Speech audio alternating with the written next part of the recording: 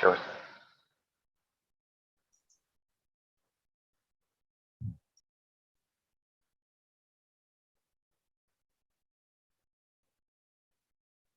So should I move forward?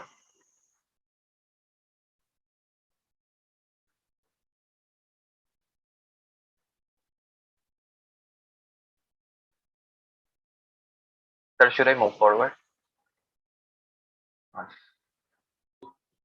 Go ahead, Safa. Yes, Okay. please. Yes, please. Sure. So very good morning to all of the participants present over here, and a warm regards from Department of Pharmaceutical Technology, JISU University. Myself, Sakshar Shah, Assistant Professor from the Department of Pharmaceutical Technology, welcoming all of you in the fourth day of Faculty Development Program 2021. The kind of responses we are receiving for last 3 days from you all participants, it proves that all of you are gaining lots of information, knowledge, and developing yourself as a faculty through this program. To add more into your list, to enrich yourself more, we are very much pleased and privileged to have our eminent speaker of today, Dr. Mukesh Nandev. This is the second time we are being associated with him through a virtual platform.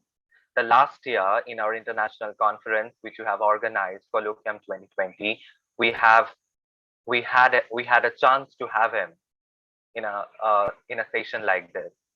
This time also, Dr. Nandev has kept our request, and we are very much thankful and pleased for that. I would like to give a brief introduction regarding him before Sir starts. Dr. Mukesh Nandev is Associate Professor in Department of Pharmacology at Delhi Pharmaceutical Science and Research University, New Delhi. Dr. Nandev earned his PhD in pharmacology from AIIMS Delhi and received his postdoctoral training from Division of Cardiothoracic Surgery, Ohio University Medical Center, Columbus, US. Since more than 15 years, Dr. Nandev has been investigating the role of nutraceuticals, herbal mineral formulation, plant extract, and constituents for myocardial ischemia, reperfusion injury, diabetes, obesity, pain management. He has published more than 70 papers in peer-reviewed national and international journals. His overall citation are now at 847 with an H index of 18. His lab received more than 1.5 crore total funding from government, as well as industry like Dabur, Charak, Sandu, etc. Dr. Nandev has received numerous prestigious awards, including G. Achari Gold Medal by Indian Pharmacological Society, Association of Pharmaceutical Teachers of India, that is APTI, Young Pharmacy Teacher of the Year Award, and many more. He is also associated in various professional bodies like International Society for Heart and Research, International Academy of Cardiovascular Sciences, Indian Pharmacological Society, Indian Pharmaceutical Society, Society for Ethnopharmacology, and many more. So this was an introduction regarding our eminent speaker of today, Dr. Mukesh Nandev. We are again would show our thankfulness to him to accept our invitation for this faculty development program. We are really privileged, sir, to have with you. Now I would request Dr. Nandev, sir, if you please proceed for your session. The stage is yours. Yeah, very good morning, and thank you, Sakshar, for a nice introduction. I'm grateful to Dr. Maji, Dr. Mehti, and Dr. Tapan for giving me this opportunity, and all the organizing committee members for really flawless coordination and exactly all the timelines are followed. Precisely communications are received by almost all the resource persons. So that shows that you are really meticulous in coordination of the event, and credit goes to the organizing secretary. So once again, thankful to JIS University authorities for inviting me for this faculty development program. So as the theme of the FDP, that is advances or recent trends in pharmaceutical sciences. So today I would like to talk a little unknown field from research point of view, education point of view. But yes, we all youngsters know. I also count in youngsters. So we only know this field for gaming and all visual effects and um, film industry. Okay, but then yes, that field also uh, useful in education, training, and drug discovery and development. So let me share the presentation so that will make more sense what I actually mean.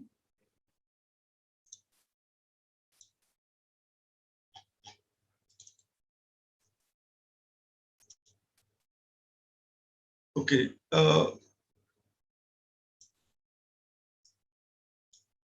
Is my slide visible? Yes, sir, it is visible. Okay.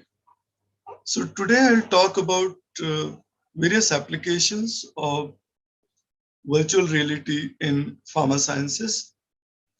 So through this talk, I'll be little bit talking about what are the various digital technologies used in healthcare, and then how virtual reality is an emerging technology can be used in pharmacy education, training, and drug discovery and development.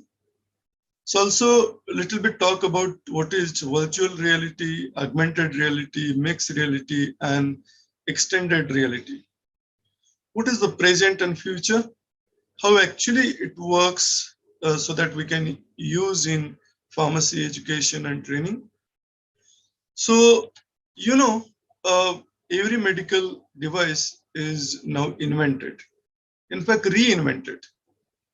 Reinvented means the prototype or the previous version or the earliest version of the same medical device as on today looks very different from size point of view, from efficiency, accuracy, sensitivity point of view.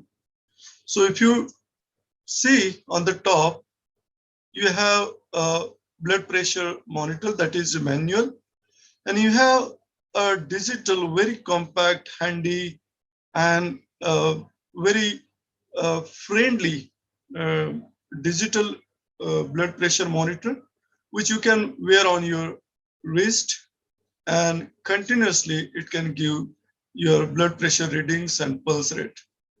Here, until and unless you measure it, you will not see the readings, okay, or you will not get the readings.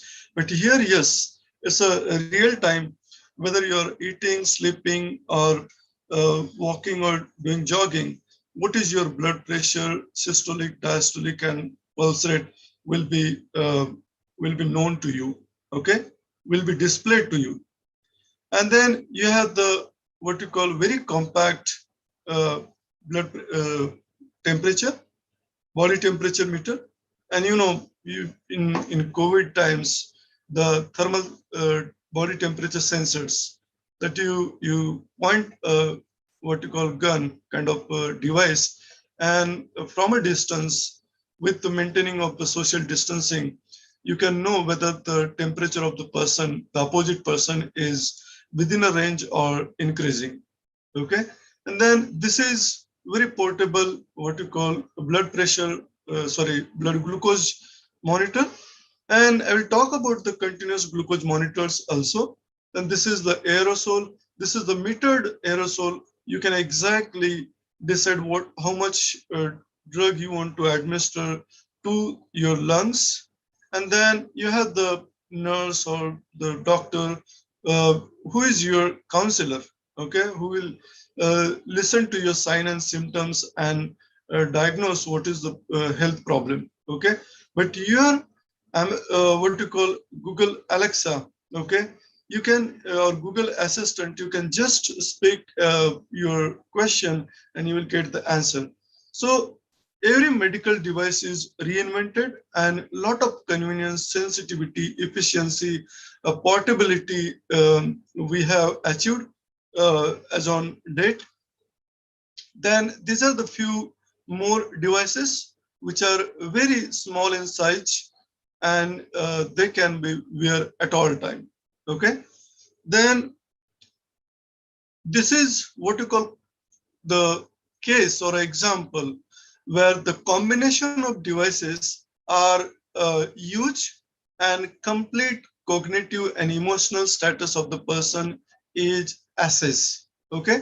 So for example, brain health biomarkers, which will provide the passive data from the smartphones. Okay.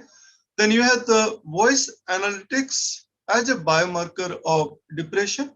So, the voice is also important indicator whether the person is depressed or with a normal affect.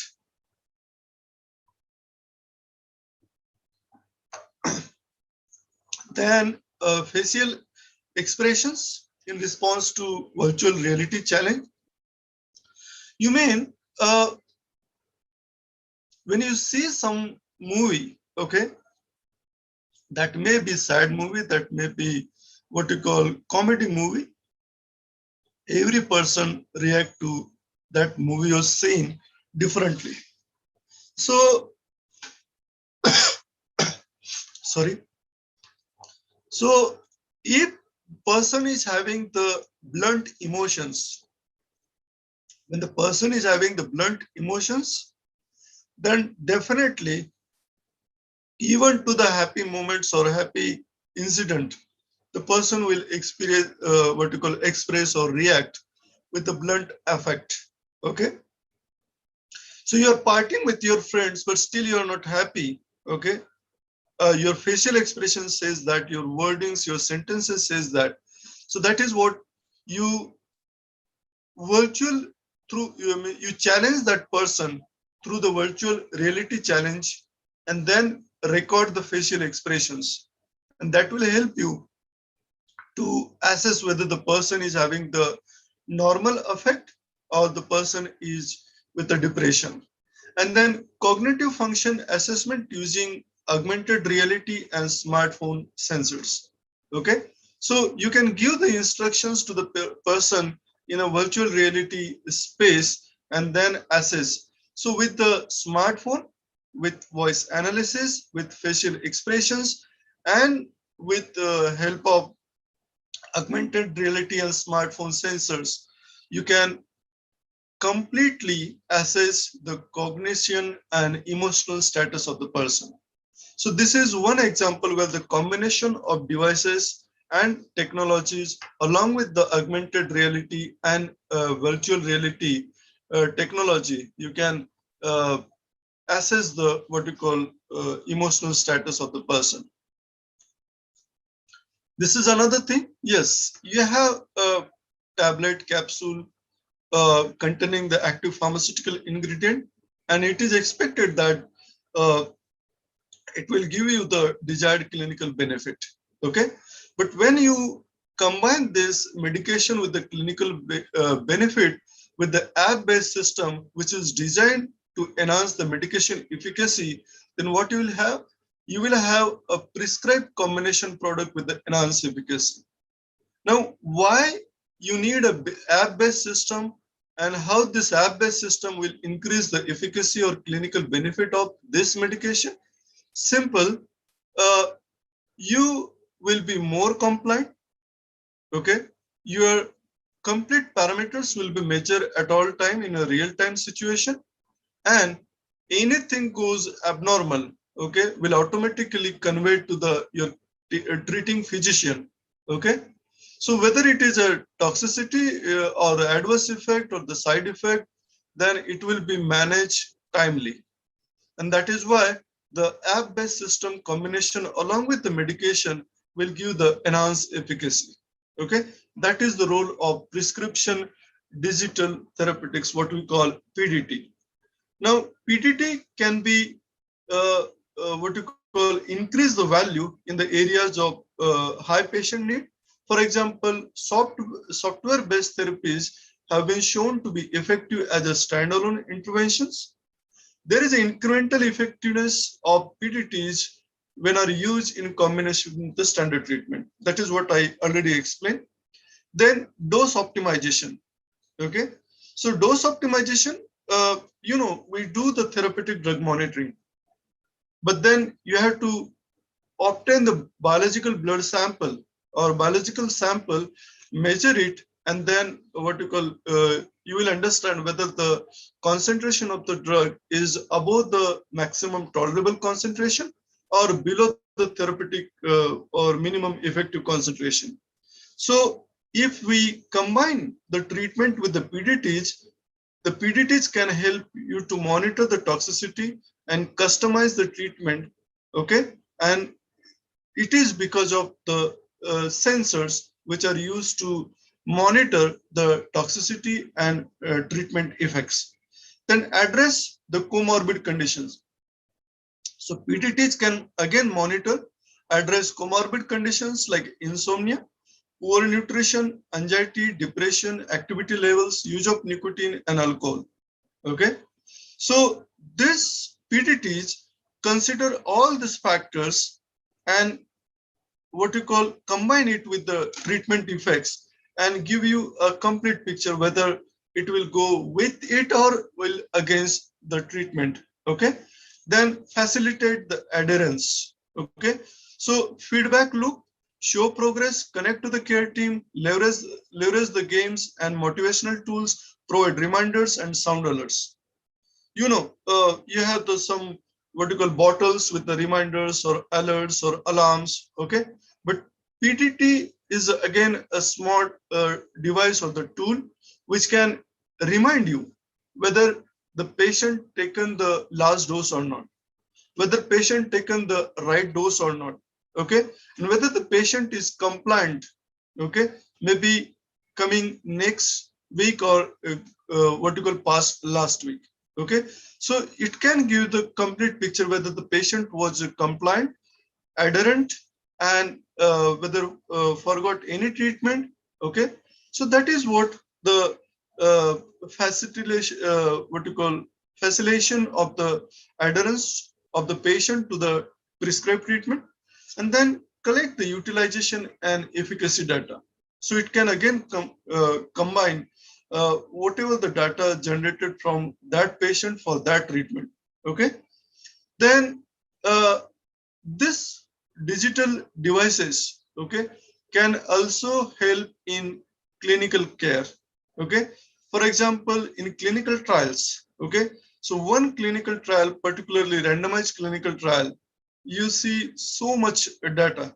Okay, and so many steps from what you call document preparation to the patient recruitment to the patient monitoring and what you call collecting the data.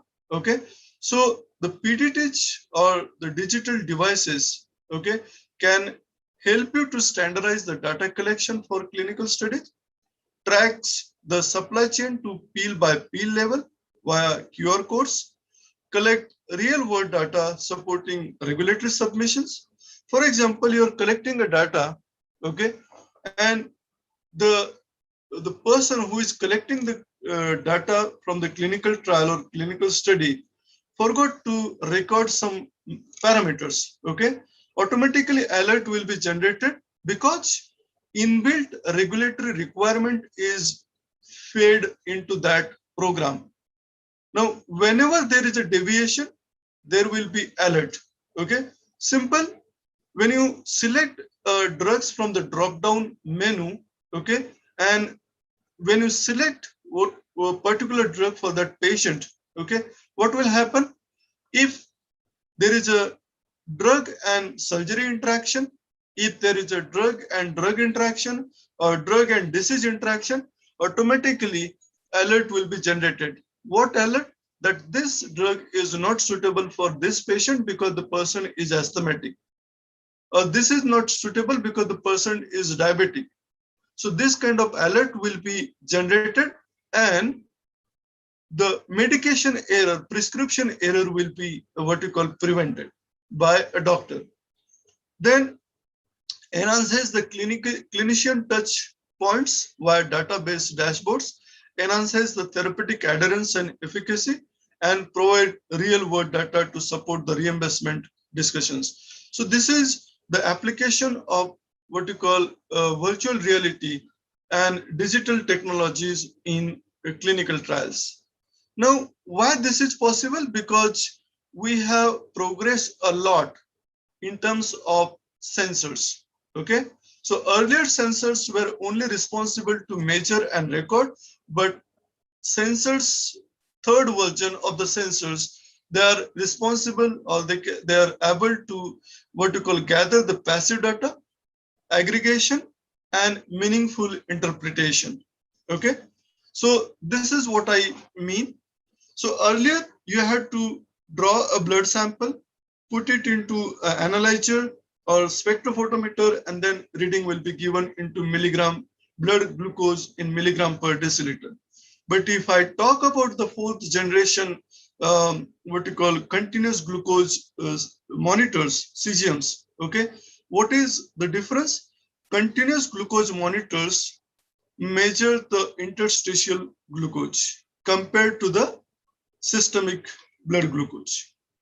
Then the manual blood glucose monitors, every time you have to prick, draw the blood drop, put it into the strips, and read for maybe for 30 seconds or 20 seconds, and then you will get the reading. So every time you have to do this manually. But continuous glucose monitors from maybe Medtronics, what you call Roche, and Dexcom, there are so many continuous glucose monitors. They can give the real-time blood glucose at the interval of 5 minutes. And you have to what you call put the glucose sensor, blood glucose sensor only once in a 14 days. It depends upon which company's glucose sensor you are using, blood glucose sensor you are using, that depends. So 1 week to 14 days, you can use the one sensor and you will get the blood glucose at every what you call 5 minutes. And these sensors also tell you what is the trend. Now at present, my blood sugar is 100. So it can give you the trend for next 1 hour, whether it will go up or it will go down.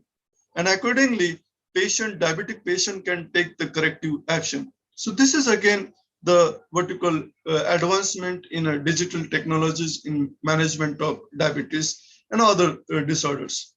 So this is again the real-time measurement of the vital parameters. Now let us talk about the virtual reality, which is really emerging technology. And what is that? Basically, it involves the computer simulated three-dimensional environment, which creates the immersive artificial world.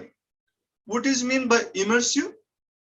That when you put a virtual reality box on your eyes, okay, on your face, and you see the actual what you call artificial world, okay, and that is so what you call perfectly created that you separate from the real world and goes into the artificial world.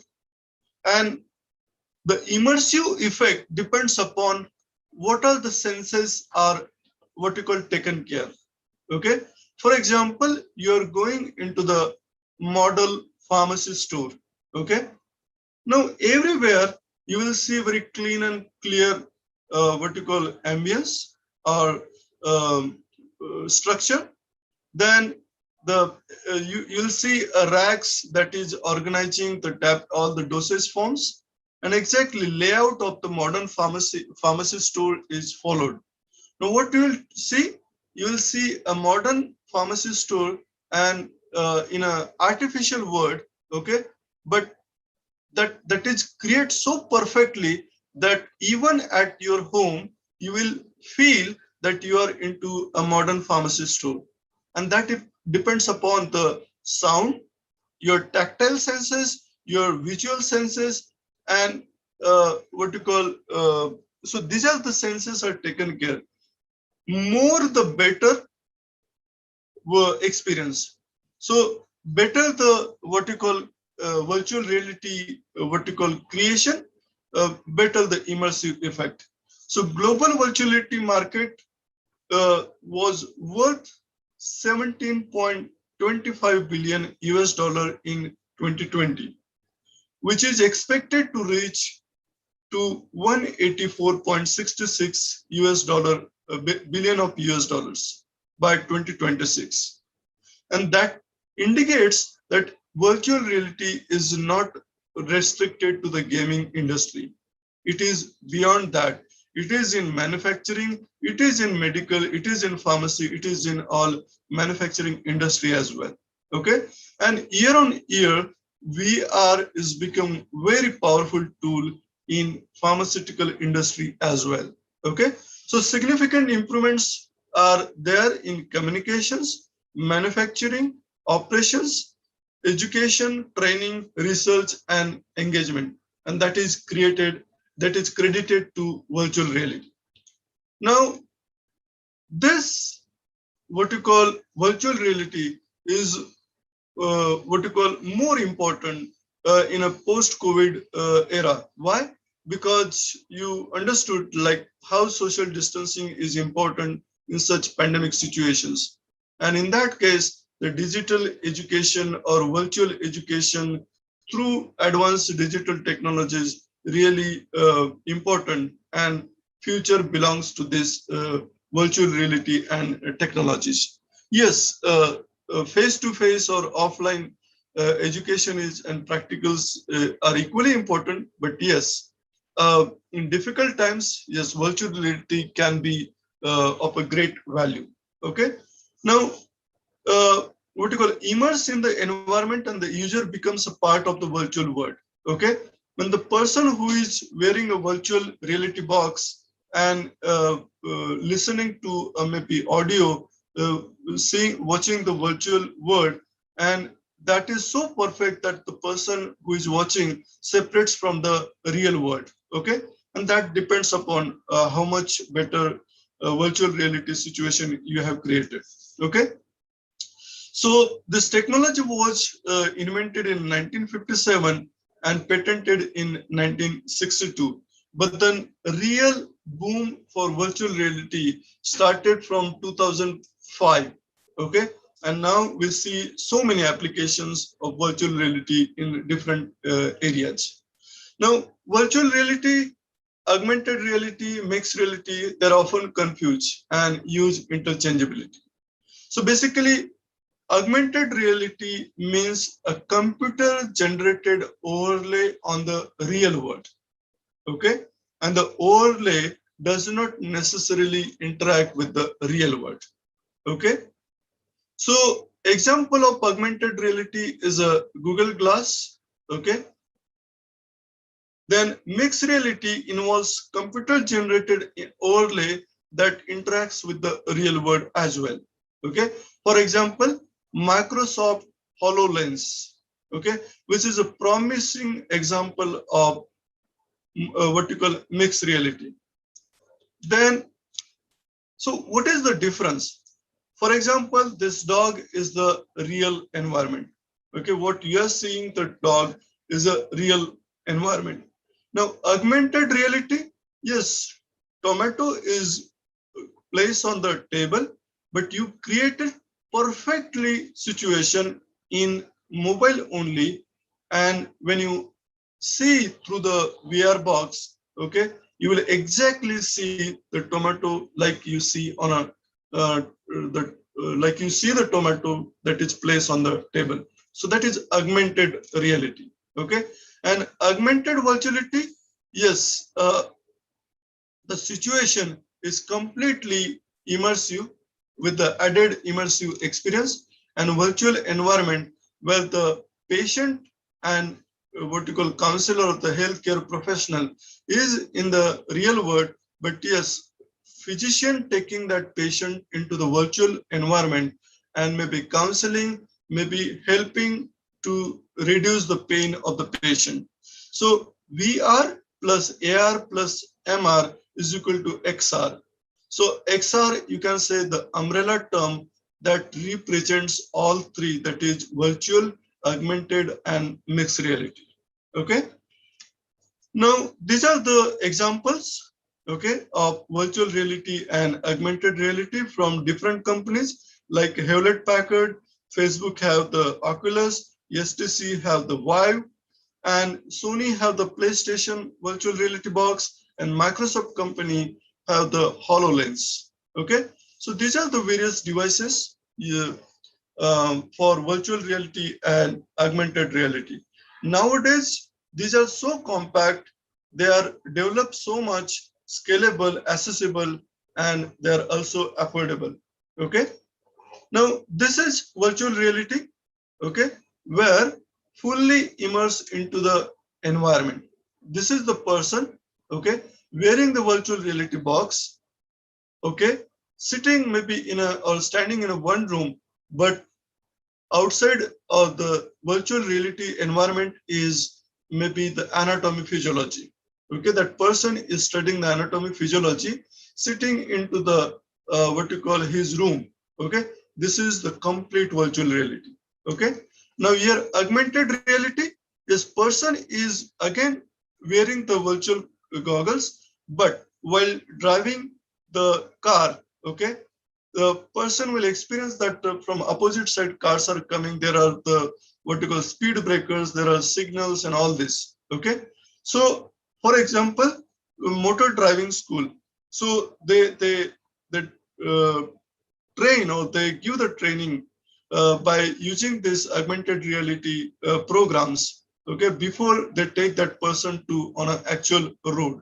Okay, so digital objects and overlays in the real world, and this is the mixed reality where the person are in real world, okay, but they are what you call uh, seeing the training or the functioning of the heart or the surgery into the what you call virtual world. Okay, so for the spectrum between the AR and VR is we call the mixed reality.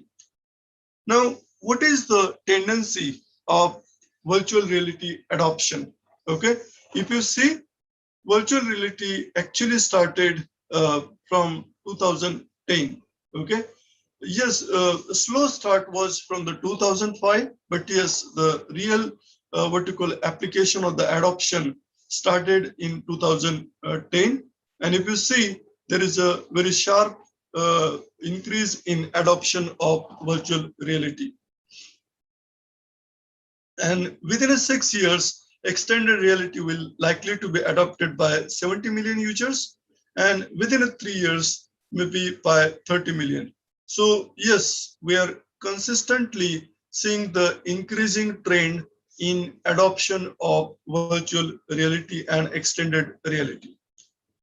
Now, these technologies can be used in healthcare, education training, manufacturing, maintenance, product design, process design, and various simulations and modeling. Okay. Now this more than what you call 200 what you call emerging medical VR and AR companies targeting various clinical sectors and specific indications like acute pain, cognitive assessment, orthopedics, respiratory medicine. There are so many areas and fields where virtual and augmented reality technologies and companies are working. And these are the few players in extended reality, which are working for healthcare. This market is projected to be of 5.1 billion US dollar by 2025. So, you know, this MindMage, HP, and United Health Group, these are the few Penumbra, these are the various companies working in XR for healthcare. And this medical extended reality technologies can address the several key problems. Okay, for example, weight loss management or weight loss is the problem which needs at least 289 billion US dollars for management. Smoking cessation, addiction, chronic pain, alcoholism, post-traumatic stress disorders. So this is the again the problem which needs 300 billion US dollars for treatment and management. So these problems can also manage by medical extended reality. Now, how this virtual reality works? Basically, it works by promoting the behavioral change. Okay, so virtual reality can promote the behavioral change by taking the advantage of the way our brain's learning and reward system. Okay, simple. You have the virtual reality environment. You are watching it. You are listening it, and you have the tactile, what you call sensation also. So this all three major senses are taken care by created virtual reality environment. And these virtual reality systems can activate the neuroplastic change via reward systems and shorten the reward feedback loop and show the progress. Okay. And these virtual reality systems can also leverage the mirror neuron system. To simplify it, by manipulating what you call 3 out of 5 senses, virtual reality takes care of the control. Okay, and take that person into the virtual world from the real world. And this is what that you can get the difference experience of by novels, theater, film, games, and augmented and virtual reality.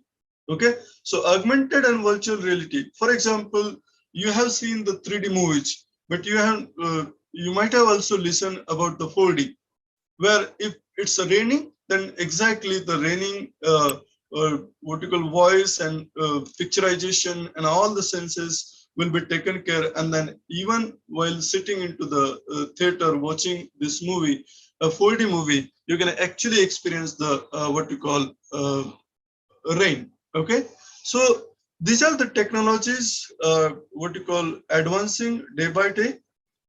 Then this virtual reality help you to narrate the storage.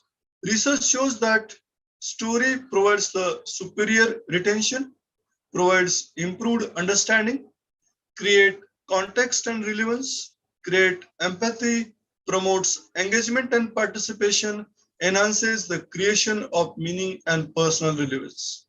So there are so many what you call benefits of virtual reality, and that is why compared to the chalkboard teaching, teaching through the virtual reality technologies will be more easy to convey, more retention by students, and what you call the interest, okay, improved interest of the students or the audience into learning that topic or the subject. Okay, and these are the so many publications which indicate that virtual reality can effectively treat wide range of clinical problems ranging from addictions, stroke, post-traumatic stress disorders. Then functional training, they can also virtual and augmented reality technology can significantly impact the training.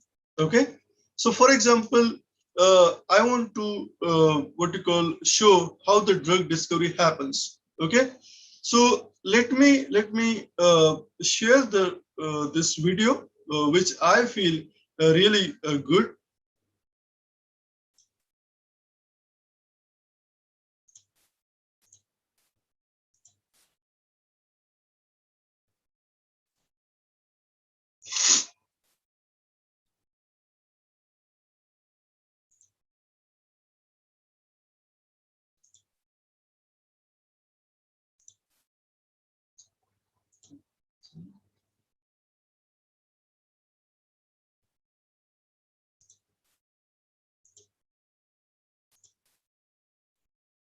Hope you can see the screen.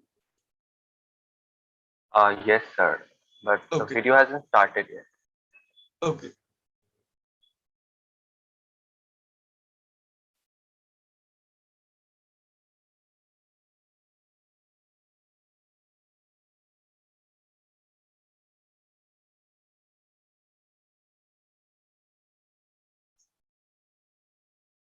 Sir, you have to share the screen with the sound. Hold on. Are you getting Uh, sound?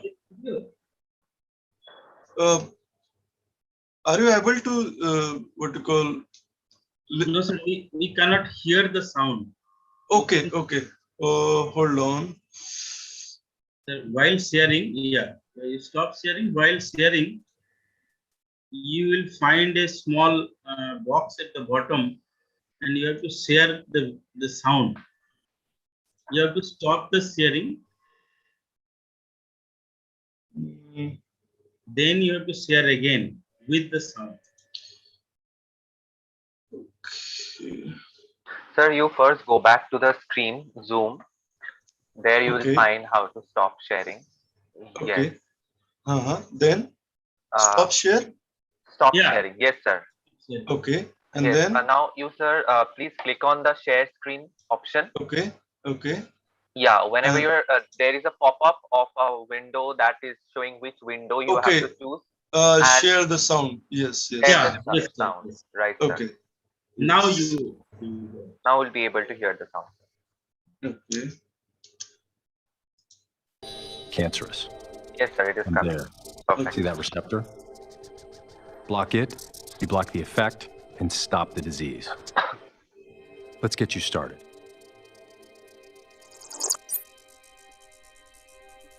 I know this molecule will hit the target. I'm giving it to you now. Sir, can you start it from the starting It's a point? 12-year race to make a biologic. Okay. Hold on. They cannot hear from the... Okay.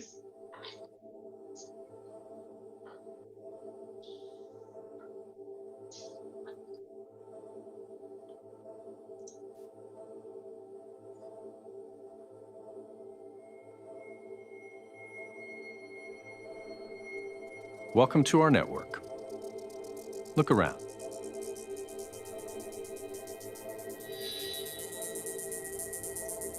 See that signaling pathway? It's upregulated, cancerous. And there. And there. See that receptor? Block it, you block the effect, and stop the disease.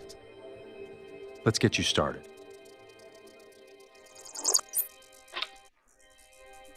I know this molecule will hit the target. I'm giving it to you now to develop. It's a 12-year race to make a biologic. You only have a few minutes. Good luck.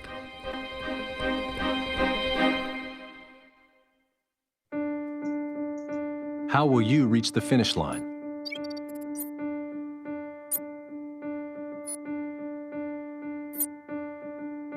Follow your molecule and you'll see.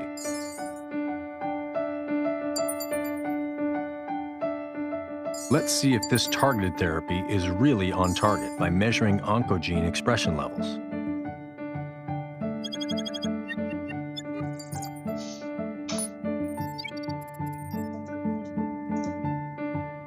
Look at those numbers.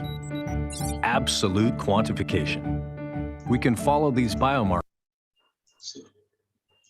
all the way to the finish line. But there, look over there, that knockdown effect. That's definitely your lead. You need more and more of this antibody. And if it works in humans, you're going to have to manufacture it too. So let's get your purification process going now and make sure it's scalable. There's a way, right on the bench. Once you've laid out your test methods, you just push a button and walk away.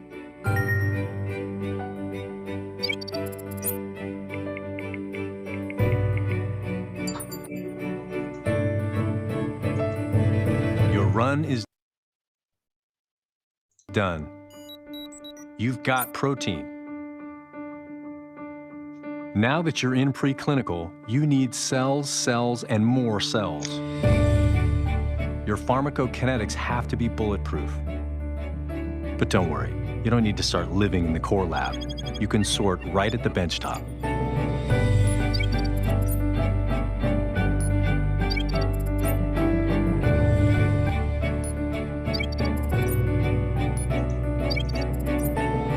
It's time for First in Human. Sit back and enjoy a virtual glass of champagne.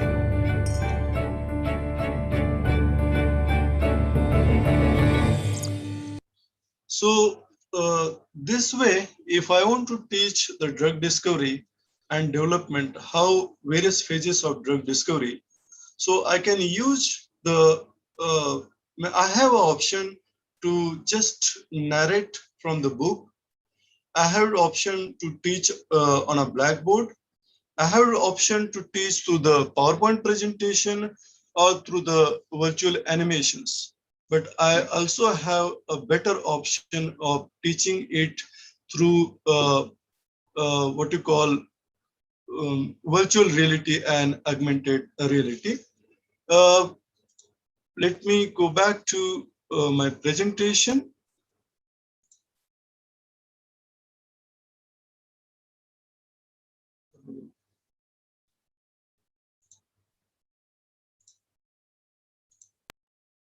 Okay.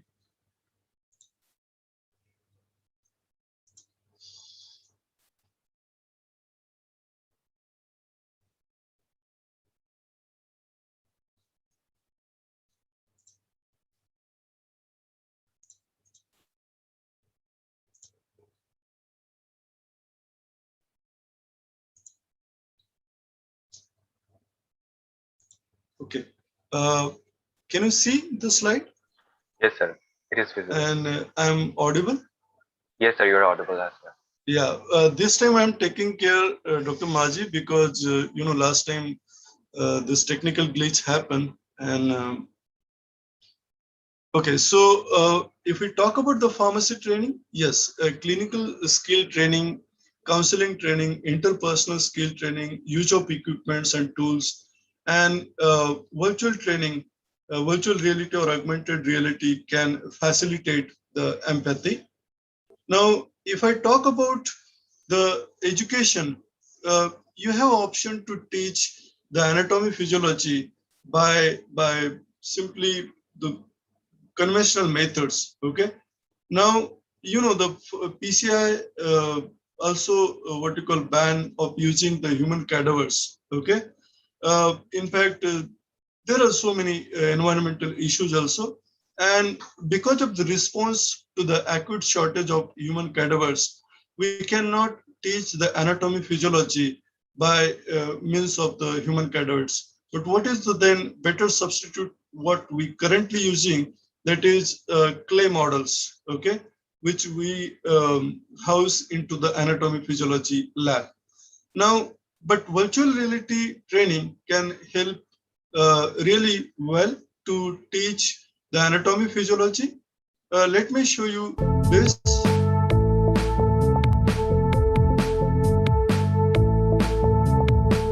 Is it audible? Yes, sir. Yes, sir.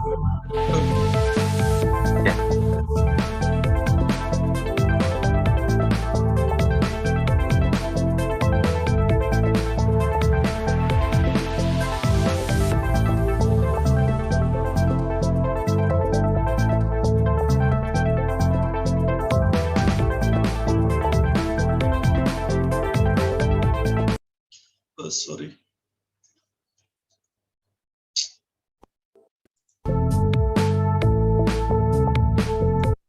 So you have an option to magnify each and every organ and study the details of that organ, the functioning, the size, and all these morphological features.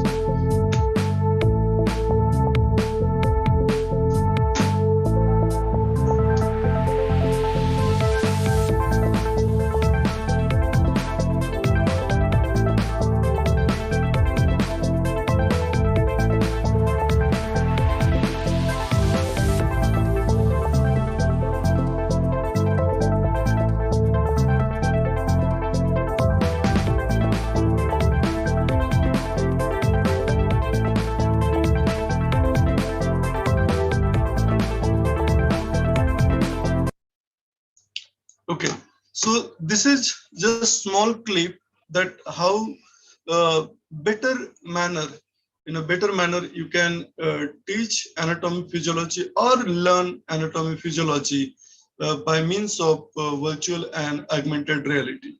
So you exactly go to into that environment, that organ, how it works, where the location of that organ is, what is the size, what is anterior, posterior, and all the views. Okay, so this is possible by means of augmented reality.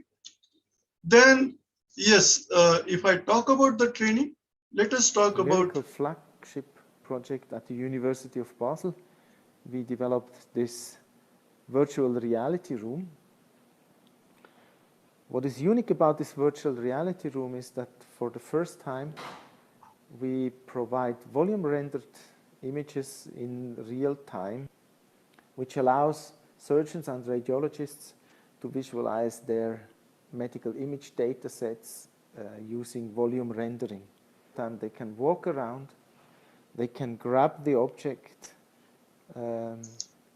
reposition it, they can also change the size, zoom in or zoom out, rotate it at will, so that they have the most comfortable and best view of the scene. As an additional option, we also gave them a cutting plane. This cutting plane can be used to either cut through the volumetric data set, to, for example, cut open the skull or the rib cage for a better view of the scene behind it. But at the same time, I can also switch this cutting plane into the CT mode. So I have a plane which can be freely moved around and visualizes the CT, the original CT data set behind the scene. And this virtual reality room provides a very intuitive way of positioning these cutting planes in 3D space. During the project, we realized that shadows cast by the objects are quite crucial for an increased depth perception. In order to emphasize this, we also integrated an OR lamp into the scene. This OR lamp can now be switched on, and we can freely select the brightness of this OR lamp. And if we move around this OR lamp, we can see that the shadows cast by, for example, the rib cage continuously change with the motion of the OR lamp. And so see, this much freedom you can get by means of virtual and augmented reality. And I'm sure that you cannot give such kind of real touch to the students by using the conventional tools and technology. And that is why we should be very receptive to these modern technologies while teaching, while doing the research in pharmaceutical sciences. So let us talk about clinical training, empathy for the patient experience. Okay. Now you might have realized that complete healthcare system was totally focused on COVID. Okay. But apart from the COVID, there are so many health problems like diabetes and all, osteoporosis and rheumatoid arthritis, so many lifestyle related disorders. Okay. But these kind of patients didn't go to their hospitals or saw their doctors in last maybe 1 hour, 1.5 year. Okay. And this is only because the comorbid condition and the COVID, there was a strong relation. And then mortality as outcome, there was a strong relation. Okay. And that is why everyone took extreme care. Okay. Who actually had the comorbid condition like diabetes and hypertension and other lifestyle related disorders. But yes, in such a difficult situation, maybe through the virtual and augmented reality, patient can talk to the doctor in a this real virtual reality or augmented reality setting and get the actually near experience that the patient is talking to the doctor, or the patient doctor is actually checking the patient. So this kind of what you call training is again possible. If we talk about the pharmacist and patient counseling, okay, then that is also possible to large extent by means of VR and AR. Now, if we talk about the patient education and informed consent, so this virtual reality can again help to educate the clinical trial participants to give them what we call complete understanding. What is the drug? What are the probable effects? What are the probable side effects or toxic effects or ADRs that patient can experience? And when you as a clinical trial investigator or the sponsor able to give a complete understanding about your drug under investigation and related effects, then patient or the participant of the clinical trial will be in better position to decide whether to be part of the clinical trial or take out the or back out from the clinical trial. Okay, so this is again another application. Now, diagnosis and assessment, which I already talked when we talk about the diagnosis of depression and cognitive assessment. And these are the all what we call parameters where voice, then facial expression and cognitive assessment by means of various technologies can be used. And yeah, this is another same, but yes, these are the what you call enlarged versions of these devices. Now, this is another application that is precision medicine. You know what is precision medicine? It is also called as a personalized medicine. To tell little bit about it, that every patient is unique, and that's why unique treatment should be given. Okay, and this is what we call very known concept since centuries back. Even Ayurveda also says that every person have a different what you call prakriti. You know, the vata, pitta, kapha. Okay, and modern science tells about it as a what you call modern science tells about this as a pharmacogenomics, precision medicine, or what we call personalized medicine. And this is the one example which I want to put up. Now you have the all population having the heterogeneous disorders. Okay, and I'm talking about the CNS related disorders. This is the population having lot of different CNS related disorders. Now you want to sort out which are having the affective disorder. Okay, so what you have done, you have used three kind of challenges: relaxation, negative scene, positive scene, and cognitive game. Based on these four kind of challenges, you are able to sort out the heterogeneous population into a definite set of population, like negative people with negative affect, people with positive affect, and people who are having the what you call cognitive abnormality. Now, when you will able to find out people with the negative effect, then you can precisely treat them with the first line of antidepressant drugs. Okay, and what will happen when you treat to when you know the 5R principle: right drug, right patient, right dose, right time, and right route. Okay, so even though you selected the right drug, if that don't go to the right patient, then that right drug will not work right. Okay, in a similar manner, if you treat all these kind of population with the first line of antidepressant, you will not expect that all the patient will respond. But when you sort out that people with the negative effect are only treated with the antidepressant drugs, then what is the expectation? That this drug will show a positive effect, positive therapeutic effect, and their negative effect will be taken care. Okay. So this is what the application of, again, virtual reality. Okay. Then improved interventions. For example, you can treat the post-traumatic strain disorders, phobias, and anxiety disorders by exposing them into the virtual and augmented reality environments. Very simple. If you want to treat the cancer patient, and particularly the pain related to the cancer, okay, what you have to do?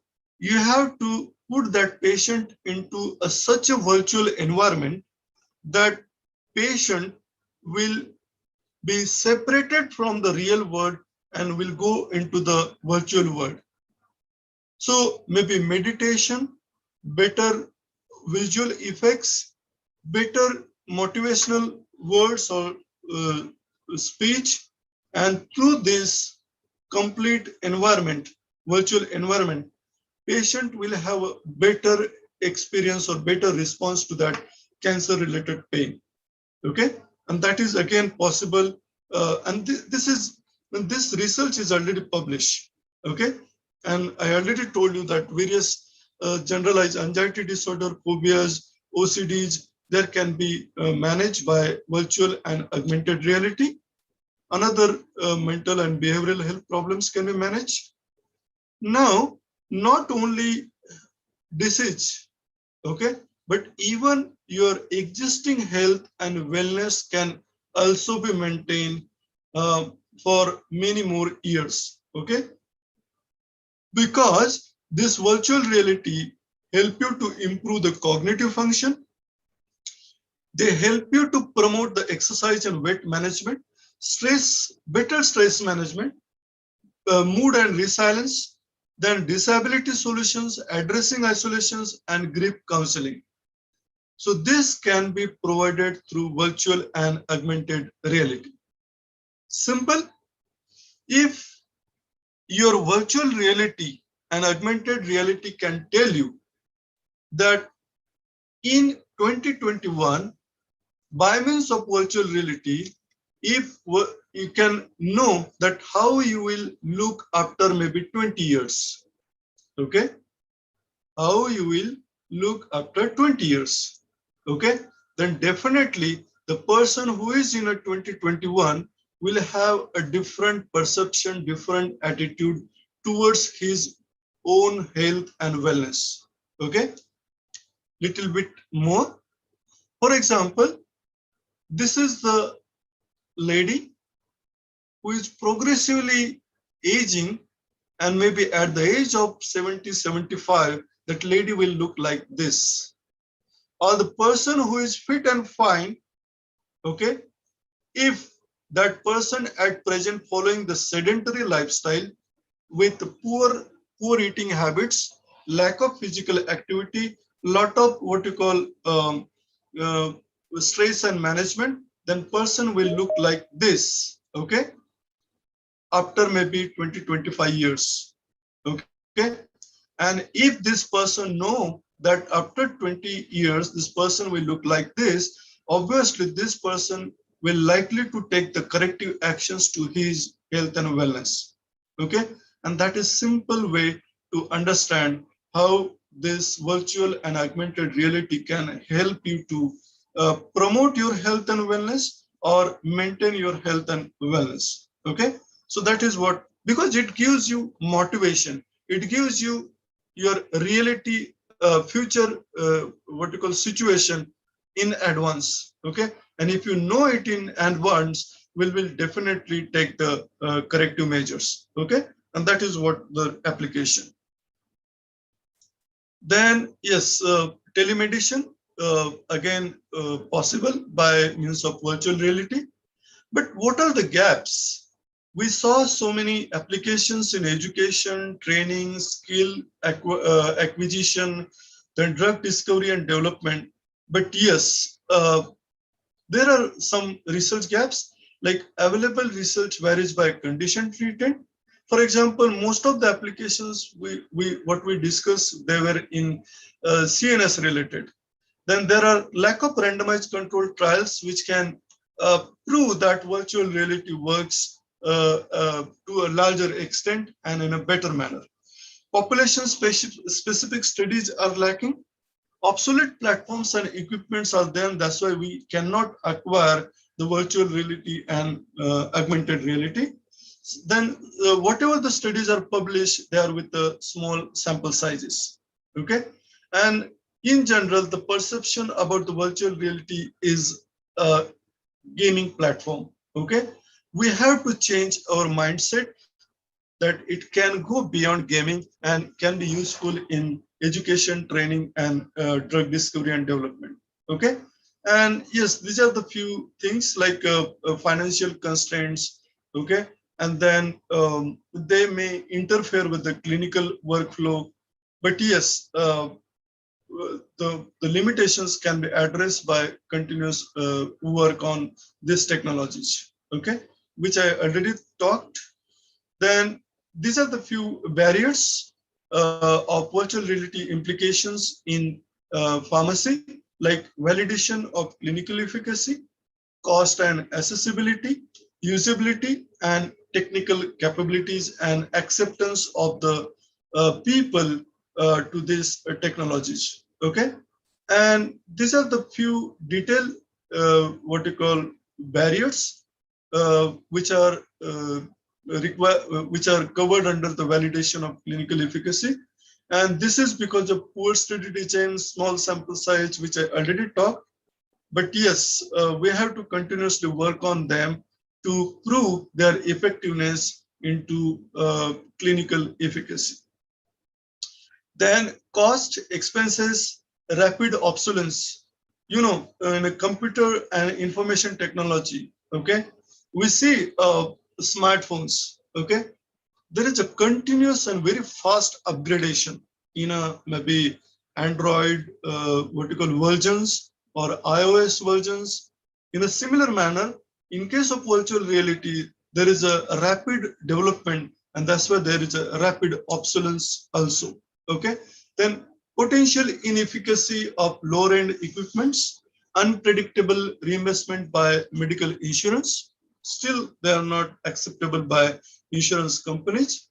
Usability, this, you know, just now when I was sharing the YouTube video, I didn't know that I have to also share the what you call sound along with that video. So that is technical what you call lack of knowledge, or sometimes because of poor internet, technical glitch happens, or the software hardware problems also there. So this kind of then adverse effects like a dizziness, headaches, nausea, eye strain because of the long-term use of these devices. Okay. Then yeah, these are the few more. The calibration of virtual equipment is easily disturbed, and that's why you may see a different outcome of this virtual reality tools and technology. Then technical capabilities, yes, not everyone is well versed with these technologies, and that's why the education and training is really important, and this can be again overcome. Acceptance, yes, we are still a little away from this acceptance.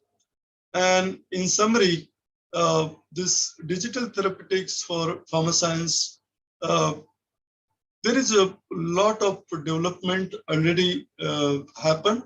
And because of that continuous research and development, these technologies are now cost effective, accessible, and affordable. Okay. And that is why they can be used in prevention, evaluation, treatment, and chronic disease management. And maybe after years of study and used by early adopters, validated systems are poised to may move to the mainstream. Now, they're not known to many, but yes, they may take what you call advance or position into the education, training, and drug discovery and development. And yes, on the horizon, you can see the enhanced, ubiquitous, and informative integrated solutions by means of virtual reality. So thank you so much for listening. If any questions, I'll be happy to answer them. Thank you so much, Dr. Nandev. It was indeed a great presentation with lots of new things. I would say new things we have got to know. And before anybody else asks a question, I have a couple of questions I would like to ask you, sir. Mhm. So, yeah. So initially, you were saying that in case of blood glucose measurement, because diabetes is such a disease, each and every house is having at least one patient. So the watch you have shown, that was the fourth generation watch. So that you said that used to measure the interstitial blood glucose level. So as much as I knew that interstitial blood glucose level used to be lower than the blood glucose level. So then, like, how it will be very relevant in case of somebody suffering from severe diabetes, Okay. like as it Uh, becomes, yeah. yeah, this is a very good question and very understood. Uh, See, you have three choices to measure the blood glucose that you draw it systemically and measure in a analyzer. Okay, so that is the plasma blood glucose. Okay, then you have a second option that is fingertip blood glucose. Okay, and you apply a sensor or your tummy, and that continuously measure with a small sensor goes what you call needle goes inside under the skin, and that continuously measure the blood glucose and gives you the readings on your smartphone. Okay, uh, there is a difference of plasma glucose and blood glucose, and there is a difference between the blood glucose and interstitial glucose. Okay, but as you rightly said, there is a difference and there is a difference. So when you want to take a corrective action on maybe the dose of the drug, then you have to always measure the systemic blood glucose or plasma blood glucose. Okay, Right, that will give the real picture what is the blood glucose, that will give the what is the HbA1c. Okay, right, right, but for day-to-day management, to just understand what is the trend, what is the current blood glucose, uh, see, hyper and hypo is always bad. So that hyper and hypo is prevented by means of this CGM, continuous glucose monitors. Okay, but they are not useful to take a clinical decision. Okay, this is the right, right, limitation. But right. there are glucose monitors which are so sensitive and precise, like Dexcom G6. Dexcom G6, they are so sensitive that they are FDA approved, and Dexcom claims that their readings can be used to take a clinical decision to decide the treatment and treatment dose. Okay, so it totally depends upon how much sensitivity and precision your sensors are giving. Okay, but yes, there do that difference exist about the systemic glucose, blood glucose, and interstitial blood glucose. Right, sir.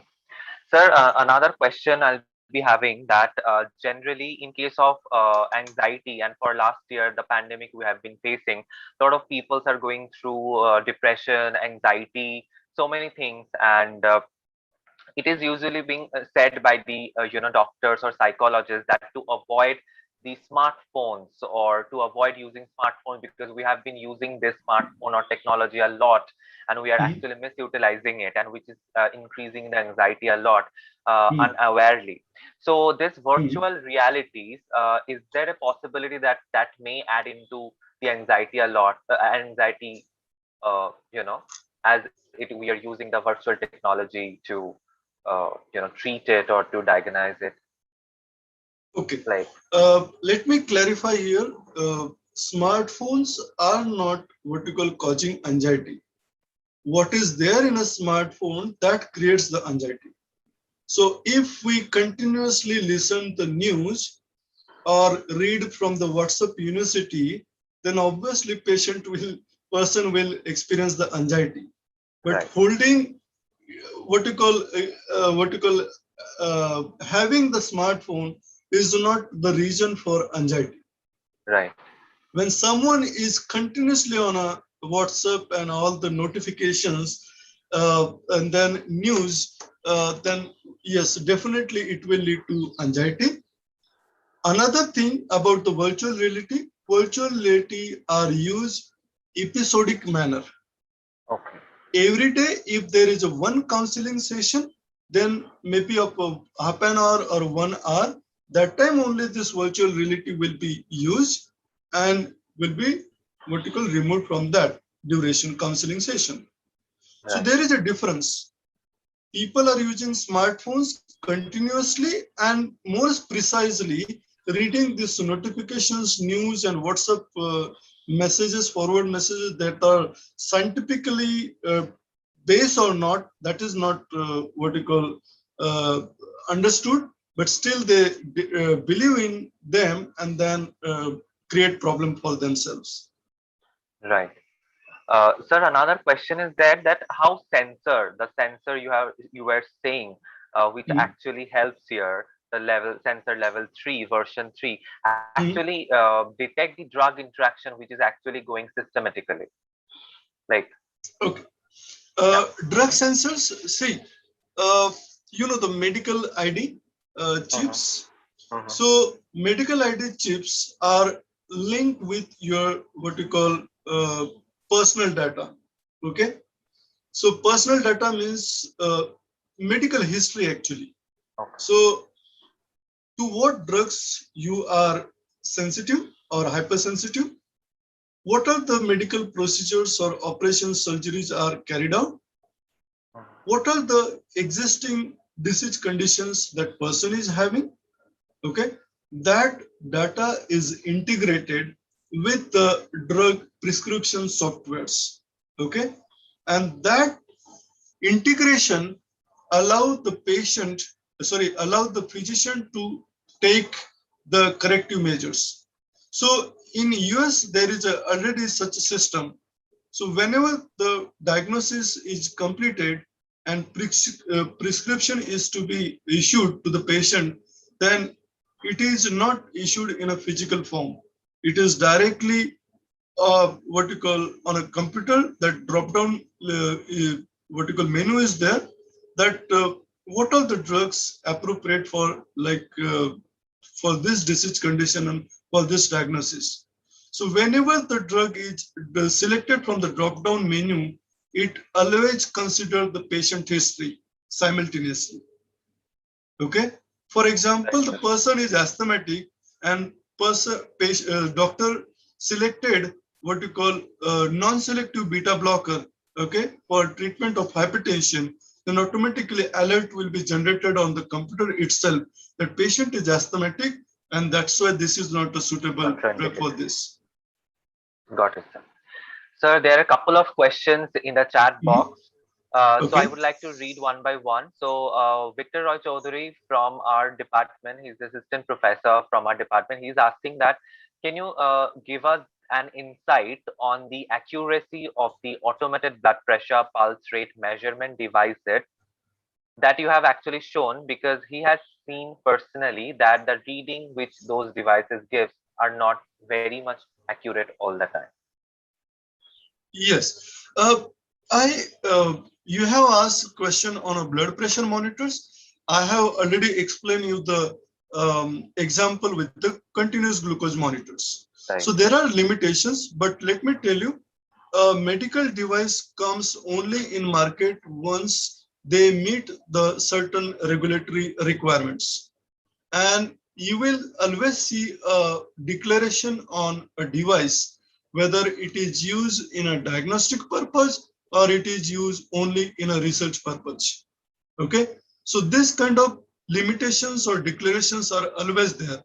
But yes, as I said, you have to always measure the systemic blood glucose for taking the corrective decision as far as the dose and the drug. In a similar manner, if you want to take a measure in terms of the selection of antihypertensive drug or changing the dose of the antihypertensive drug, then yes, measurement by a healthcare professional by means of this sphygmomanometer is always preferred. And even errors can happen even in that conventional instrument. Why? Because only single reading is not enough to diagnose the hypertension. Okay, you have to measure the 3 times at the interval of 15 minutes. You have to give at least 5 to 10 minutes to that patient to come to a resting stage. Okay, relaxed stage, and then only you measure the blood pressure. As soon as that patient reaches to the clinic and the patient, physician measures the blood pressure, automatically it will be elevated. Okay, why? You know, the white coat hypertension. Okay, so these are the various variables can affect the reading, but yes, instrument can also give the different readings in a different situation. Right, sir. Sir, there are a lot of questions from a lot of participants, but at this moment we are little bit running short of time. Yes, So, yeah, so we are having your contact details, your mail ID, so we will be sharing that. So if they're having any question, they can directly email. Yeah, I'm putting my email ID in a That will chat be helpful, box. sir. Yes, sir, we have If got it. any have the particular what you call query, you can write to me.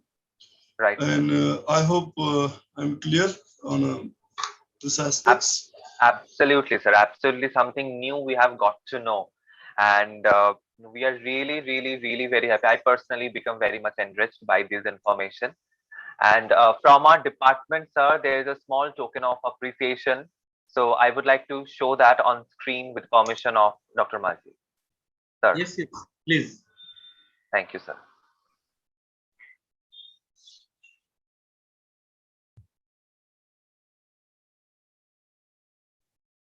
So this is a small token of appreciation, sir, from our department for your precious time, valuable time. You have always been with us. Yes, Maji, sir. Thank you so much. Thank you so much. Thank you, And sir. thank you, Dr. Tapan. Thank you, Dr. Thank you, sir, for accepting our invitation. Yes, yes, yes. My pleasure. My pleasure. So see you again, and have a good day, and my best wishes for remaining days. Okay. Thank you so much, sir. Thank you so much. Thank you, sir. Thank you so much.